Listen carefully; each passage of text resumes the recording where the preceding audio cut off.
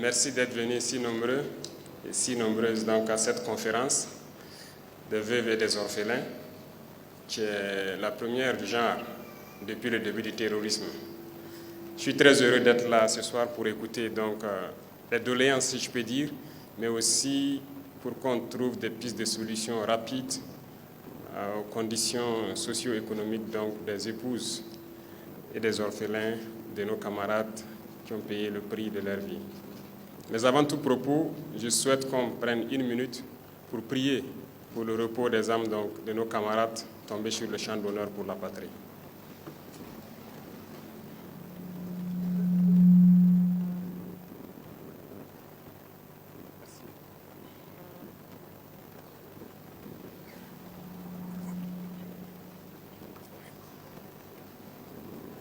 Nous prions pour eux, nous continuons de prier pour tous ceux qui nous ont dévancés à l'au-delà, mais nous ne les pleurons pas, parce que nous ne voulons pas que nous continuions à nous apitoyer sur nos sorts. Nous les vengerons, et nous les vengerons pour toujours. Tous ceux qui ont pris des armes contre notre patrie périront. Le Burkina Faso sera le tombeau du terrorisme. Je vous en fais la promesse.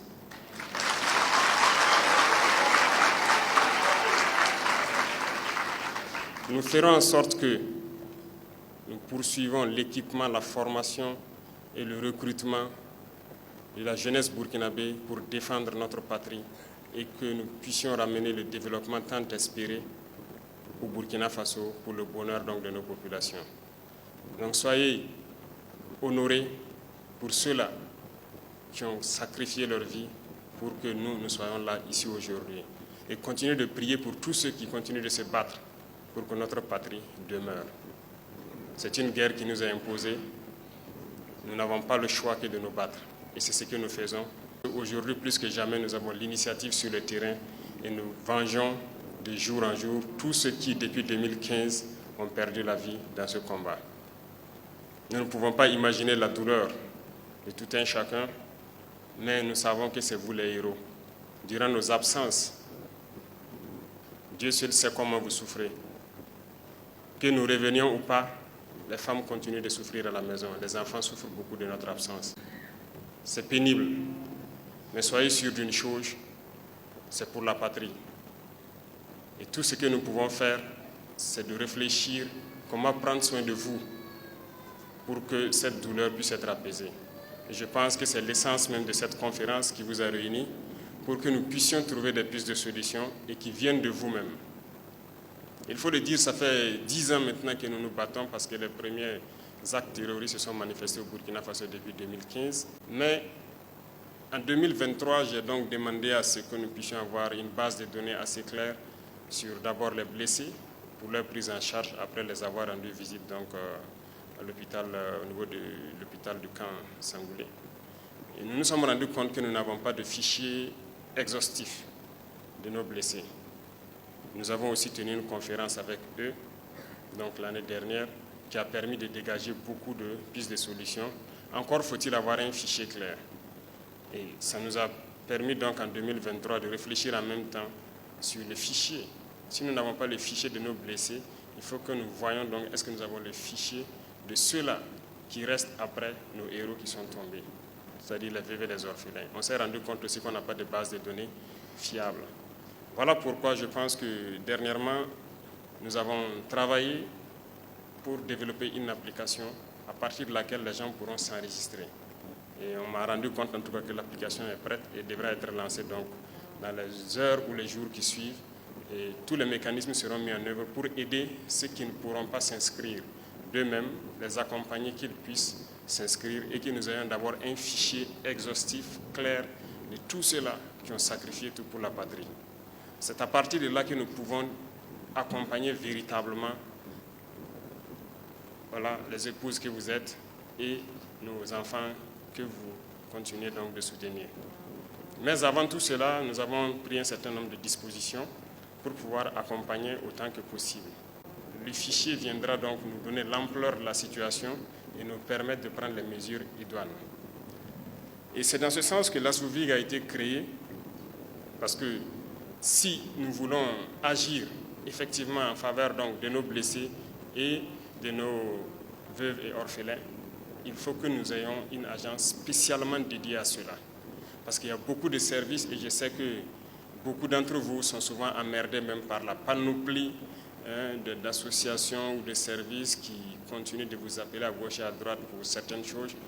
Nous voulons uniformiser toutes ces données. Voilà pourquoi l'ASOVIG a été créée.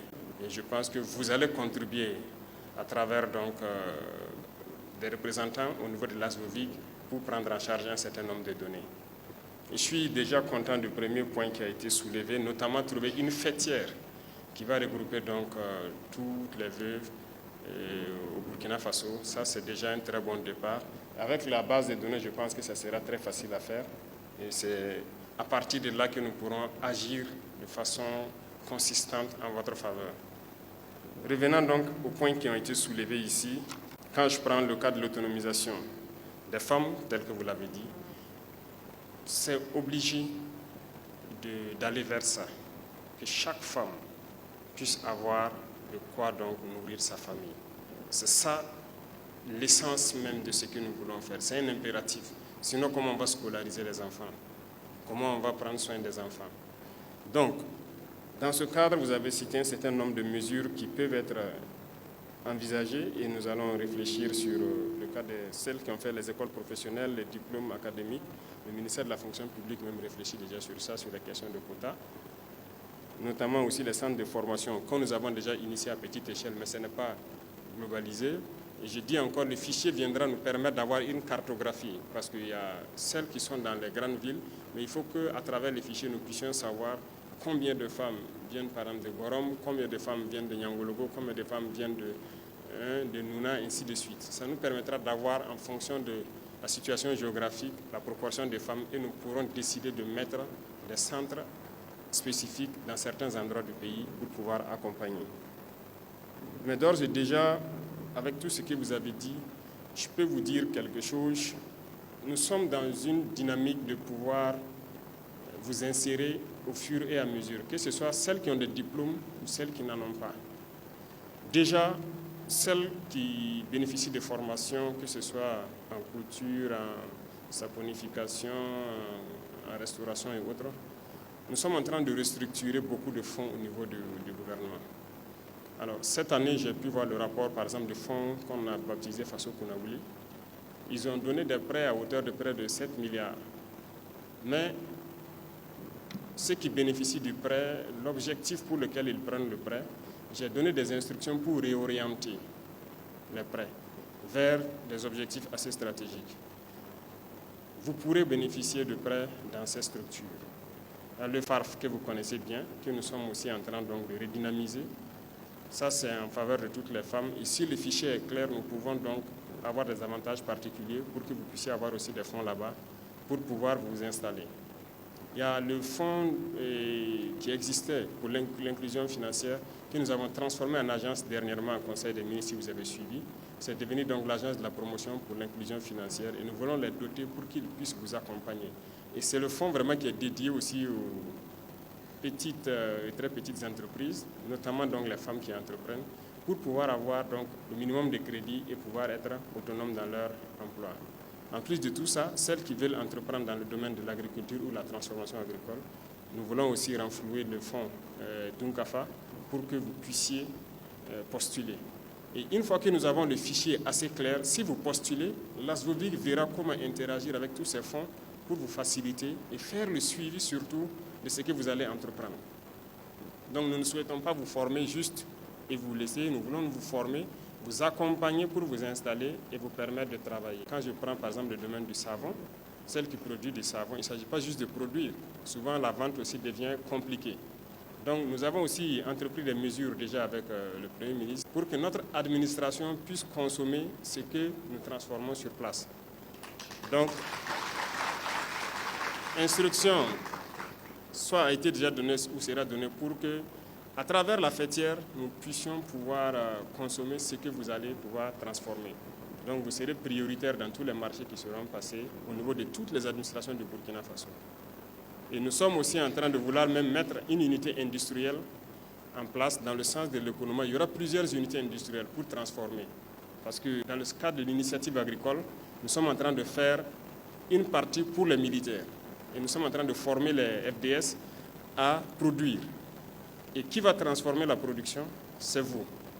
Et nous allons mettre des unités industrielles sur place pour que vous puissiez travailler dans ces unités et pouvoir transformer ce que les militaires vont produire pour que ça puisse être écoulé aussi au niveau de l'économie des armées. Donc sur ce volet, on ne s'inquiète pas. Nous avons pris déjà beaucoup d'initiatives et nous avons un plan assez clair pour que vous puissiez être employés de façon convenable et être sereine. Tout ce qu'on vous demande, c'est de pouvoir vraiment vous inscrire sur la plateforme et qu'on ait un fichier assez clair. Et là, l'ASVOVIG pourra vous accompagner dans tout ce que vous voulez entreprendre. Déjà, il y a certaines unités industrielles qui ont été lancées, notamment TexForce, qui est l'industrie textile de l'armée. Et je pense que vous, les vœux, vous êtes prioritaires pour tout ce qui est emploi. Donc, au niveau de cette unité industrielle à Bobo-Dioulasso, je vais vous informer que vous êtes prioritaire dans ces recrutements jusqu'à une certaine catégorie qui n'est pas technique, notamment liée aux manipulations des machines et tout ce qu'il y a. Donc il y a beaucoup d'initiatives qui sont prises dans ce sens-là pour que vous puissiez être vraiment autonome. Et pour moi, comme je le disais aux jeunes et tout, l'idée n'est pas forcément d'intégrer les gens dans la fonction publique parce que j'ai dit qu'il faut qu'on enlève l'esprit de fonction publique dans la tête, mais il faut qu'on arrive à produire de la richesse. Voilà. Et donc l'entrepreneuriat, les industries, nous sommes lancés dans ce processus pour que vous puissiez vraiment avoir des emplois décents, permanents et pouvoir prendre soin donc, des familles. Et parlant toujours dans ce sens, donc comme vous avez demandé de créer plus de centres de formation, la cartographie nous permettra de savoir quel type de centre et où le créer. Voilà. Si on crée des centres et sans savoir c'est où est-ce que les VE sont concentrés, c'est où que les RFNS sont concentrés, on ne pourra pas être efficace. Donc à travers l'inscription sur la plateforme, on pourra cartographier et choisir les lieux adéquats pour pouvoir implanter des centres de formation, vous former et vous intégrer dans tout ce que nous faisons comme industrialisation. On n'est qu'au début. Je peux vous assurer qu'il y aura beaucoup d'industries qui vont être implantées au Burkina Faso, par le privé comme par le public. Et par le privé aussi, nous sommes en train de discuter avec eux pour que s'ils créent les entreprises, que vous soyez prioritaires dans certains emplois. Et je pense que beaucoup de gens ont adopté ça. Notamment, j'ai été visiter l'industrie de traitement des déchets à Kosodo. Presque 100% des femmes qui travaillent là-bas sont des FDS. Pour la délégation de soldes, donc j'ai même posé la question aujourd'hui seulement. On m'a rassuré que le processus est quasiment terminé. Donc je pense que dans les jours à venir, ça sera réglé. Donc nous sommes au courant de toute la souffrance derrière cette situation. Mais je pense que c'est presque OK maintenant. Ça prend souvent un peu de temps parce que tout ça, c'est lié au fait du manque de fichiers. Le manque de fichiers est vraiment un problème très sérieux. Et une fois que tout ça s'est résolu, je pense que ça va mieux se comporter. Parce que si on ne sait pas, tout le monde pourrait venir se présenter comme étant, voilà, nos femmes de héros tombées. Mais il faut un certain minimum de preuves. Et vous-même, vous avez parlé de conflits entre souvent les belles familles et les veuves. Ce n'est pas facile. Nous avons vécu ces genres de situations et il faut prendre toutes les précautions pour que vous soyez les bénéficiaires. Pour l'harmonisation des décrets, je pense que c'est un point qu'on va regarder rapidement au niveau donc, des forces armées nationales et des forces de sécurité intérieure pour voir comment on peut harmoniser sur les indemnisations et voir tout ce qui est faisable. Sur ce volet aussi, je pense que vous voyez petit à petit la création donc, de la Comipec qui est en train de s'installer. Et ces questions d'indemnisation et tout ça, bientôt, ça va basculer donc, au niveau de la Comipec parce que ça crée réellement beaucoup de problèmes au niveau des familles. Nous avons été sur le terrain, nous avons été témoins de ces situations. Particulièrement, j'ai perdu un soldat entre-temps. En plus de l'indemnisation, au sein de l'unité, souvent, on cotise pour soutenir voilà, notre femme et nos enfants qui restent. Mais pour la première fois que j'ai perdu un homme, j'avoue que j'ai été beaucoup déçu. Parce que ce que nous avons cotisé dans l'unité et que nous avons donné, la femme n'a rien reçu. Ça a été vraiment un choc. On a dû recotiser comme on peut et la soutenir. Voilà pourquoi j'ai dit de prendre en compte au niveau de la Comipec cette question d'indemnisation. Parce que voilà, personne ne souhaite perdre un homme sur le terrain, mais si quelqu'un tombe pour la patrie, faut pas qu'on voit juste de l'argent qui sera donné après. Et les donner comme ça, bon, ça va servir à quoi? À rien. Donc j'ai dit de réfléchir, ne même pas indemniser un coup comme ça, mais qu'on puisse élaborer en tout cas quelque chose pour la veuve et les orphelins qui puissent bénéficier de ça. Déjà, on a modifié le code personnel de la famille. Vous avez vu qu'on a légalisé maintenant le mariage coutumier. Donc ceux qui ne veulent pas aller devant le maire, je pense que ça sera valable désormais. On attend que l'Assemblée adopte pour qu'on puisse avancer. Parce que bon, nous, c'est notre culture, on se marie comme ça. On ne sait pas pourquoi les gens disaient qu'il faut faire forcément le mariage venu d'ailleurs pour être reconnu. Non, on a l'habitude de se marier comme ça, donc on a décidé de modifier ça dans le code des personnes des familles. Qu'on reconnaisse ça, celui qui va se marier à l'église ou à la mosquée ou mariage traditionnel PPS, qu'on puisse reconnaître et faire un papier net, et ça va être valable vis-à-vis de la loi.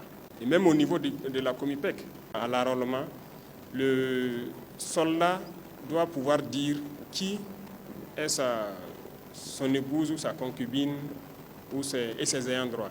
L'enrôlement se fait avec tous ces fichiers pour qu'au cas où on ne sait jamais, au sein de la Comipec aussi, je reviens beaucoup sur ça parce qu'on a prévu beaucoup de choses là-bas pour pouvoir vous soutenir. Notamment, on a prévu un fonds de solidarité là-bas. On fait des prélèvements, on garde. Il y a une épargne obligatoire. Et tout ça, c'est pour les familles. Voilà. On ne sait jamais parce qu'en tant que militaire, tout peut arriver à tout moment.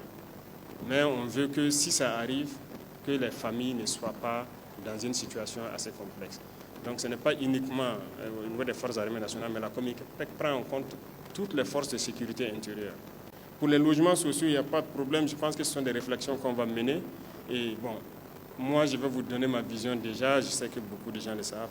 On ne peut pas continuer à faire des logements sociaux isolés comme on le fait. Donc j'ai dit au ministre de l'Urbanisme de passer au système d'appartements. Il faut qu'on construise en hauteur et qu'on ait des appartements. Quand l'État va pouvoir le faire, on verra comment on peut faire des faveurs. Et comme j'ai dit, même à travers la Comipec, on veut voir comment les militaires vraiment peuvent avoir ce genre de logement et être en sécurité une fois de plus. Parce que si on doit continuer avec les logements sociaux comme on le fait là, chambre, salon, 2 chambres, salon, un peu éparpillé, quand on sera 50 millions, on va faire comment? On ne va plus cultiver. Puisqu'on va construire tout le Burkina Faso, il n'y aura plus de terre. Chacun aura sa parcelle, on ne va pas s'en sortir. Donc, j'ai dit d'arrêter tout ça pour qu'on commence la construction en hauteur. Et donc, la réflexion est sur ça actuellement pour qu'on puisse lancer les travaux. Et dans ça, on aura donc des appartements avec un système de logements sociaux et que les gens seront en sécurité chez eux. Avoir un toit, c'est le plus important et pouvoir être vraiment en sécurité. Donc, c'est des volets que l'ASOVIC pourra donc prendre en compte. Au moment venu, on verra quelles facilités on peut avoir et de façon donc échelonnée au niveau de la Comipec pour faciliter cela. Pour les dossiers d'indemnisation, exactement, on en a parlé. Même les certificats de décès, pour le faire, c'est tout un problème. Nous aussi, nous avons été confrontés à ça. Comme je l'ai dit, une fois que vous perdez un homme sur le terrain, en tant que chef d'élément, vous ne pouvez pas vous débarrasser de la situation. Il faut suivre, est-ce que le certificat de décès est fait, est-ce que la famille est rentrée dans ses droits. Donc moi, j'ai connu ces situations-là, où il faut souffrir. Déjà, j'ai donné des instructions donc, à certains ministres responsables du volet pour que, par exemple, quelqu'un qui est décédé en détachement dans une commune donnée, bon, il faut qu'on trouve la formule que certains papiers se fassent à la portion centrale, au lieu de dire de repartir là-bas pour faire certains papiers. Donc ça, on a pris en compte, c'est en cours de résolution si ce n'est déjà fait. On va mettre un guichet unique pour que si quelqu'un quitte une province pour venir faire des papiers d'indemnisation, qu'il ne soit pas là à faire des va-et-vient, 1000 va-et-vient sur Ouagadougou ou Bobo. Et si la personne vient en une journée ou 2 jours maximum, dans un même endroit, il a fini, et puis c'est OK. Donc ça, c'est pris déjà en compte. Et d'ici là, j'espère qu'on vous donnera le circuit et vous montrer les guichets uniques qui seront mis en place pour ce volet. Pour les pupilles, comme je l'ai dit déjà, on fait petit à petit à travers le ministère de la Justice. Vous suivez un peu. Ils étudient les dossiers et on classifie les gens donc dans la liste des pupilles de la nation. Mais en plus de tout ça, il y a beaucoup de choses qui sont prévues parce qu'il est prévu de construire des écoles Karma pour les pupilles de la nation, pour les prendre en charge. Et que ce soit entièrement gratuit, toutes les commodités qu'il faut. S'ils veulent être internés, qu'ils puissent être internés, Pour ceux qui ne veulent pas être internés, qui veulent aller et revenir, en tout cas, on mettra tout en œuvre, et pas seulement qu'ils soient eux seuls entre eux, d'autres personnes pourraient intégrer, mais les écoles seront destinées aux pupilles de la nation. Et en plus de tout ça, il s'agit de faire l'école, certes, mais il faut les suivre et pouvoir les intégrer. Donc beaucoup de données ont déjà été colmatées et nous avons, je dirais, un itinéraire technique pour les pupilles. Parce que, quoi qu'on dise, si quelqu'un s'est sacrifié pour la patrie, on ne peut pas laisser son enfant comme ça. Donc beaucoup de mesures ont été prises, en plus de les scolariser, de les permettre d'aller tranquillement à l'école. Nous avons préparé le champ pour qu'ils puissent être employés une fois qu'ils atteignent la majorité ou bien qu'ils atteignent en tout cas un certain niveau de diplôme, qu'ils puissent être intégrés avoir un emploi. Donc ça, c'est déjà réfléchi et il reste juste la mise en œuvre du premier pas qui sont les écoles des pupilles de la nation. Donc on a réfléchi, on a trouvé un modèle d'école et c'est ça que les gens ont commencé à construire un peu. Donc 2025, ce n'est pas évident qu'on ait beaucoup d'écoles construites, mais 2026, on verra. Si on atteint le nombre, on va créer déjà les premières écoles des pupilles de la nation avec les internats qu'il faut. Et là-bas, ils apprendront beaucoup de choses, voilà, pour pouvoir être autonomes au moment venu. Pour la prise en charge psychosociale et tout, je pense que l'armée elle-même n'avait pas de psychologue comme ça. Quoi qu'on dise, les premiers moments, vous avez besoin d'un certain nombre de prises en charge psychologiques. Mais nous avons recruté beaucoup et nous espérons pouvoir agir très bientôt. Et le volet social, je pense qu'il y a beaucoup de structures qui agissent déjà, notamment l'action sociale et un certain nombre de services au niveau de l'armée. Et il y a aussi des dons qui se font par moment. Et nous essayons autant qu'on peut pour soutenir, mais ce n'est toujours pas suffisant.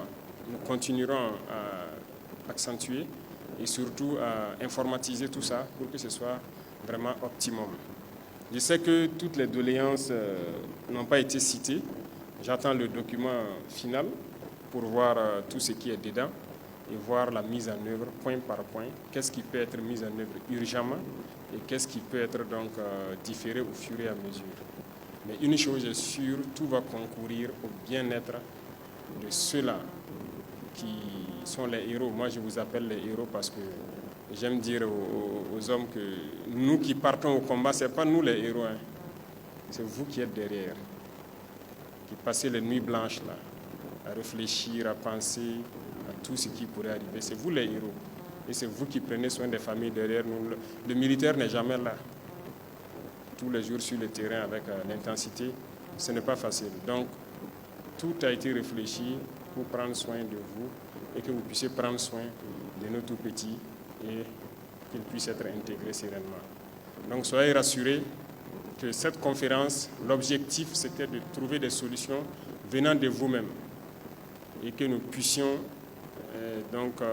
enrichir notre réflexion et vous permettre d'être autonomes. Donc beaucoup de membres du gouvernement sont là. L'ASVOVIG va travailler avec les différents fonds et voir comment on peut vous accompagner dans les projets d'entrepreneuriat et aussi vous suivre surtout. Parce que l'idée n'est pas aussi de juste donner un prêt à quelqu'un, mais d'accompagner la personne pour que ça puisse servir. Donc l'ASVOVIG va coordonner avec toutes les structures qui pourront être intéressées dans ce domaine-là et vous accompagner pour être autonome. Je ne peux que vous souhaiter donc bon courage parce que vous êtes les plus résilientes de notre patrie et continuez dans ce sens et vous assurer que ce combat, nous l'avons presque gagné. Nous allons gagner. Notre Burkina Faso sera en paix parce que c'est le prix qu'a payé donc nos camarades tombés et pour que le Burkina Faso soit en paix. On vous assure que le Burkina sera en paix. Vous allez pouvoir vivre dignement et nos enfants vont grandir dans un Burkina prospère. Nous vous en faisons la promesse. Bon retour à celles qui sont venues de tous les 4 coins du Burkina Faso. Que Dieu vous ramène en paix, sain et sauf. Et surtout que vive notre chère patrie. La patrie ou la mort, nous vaincrons. Merci beaucoup à tous.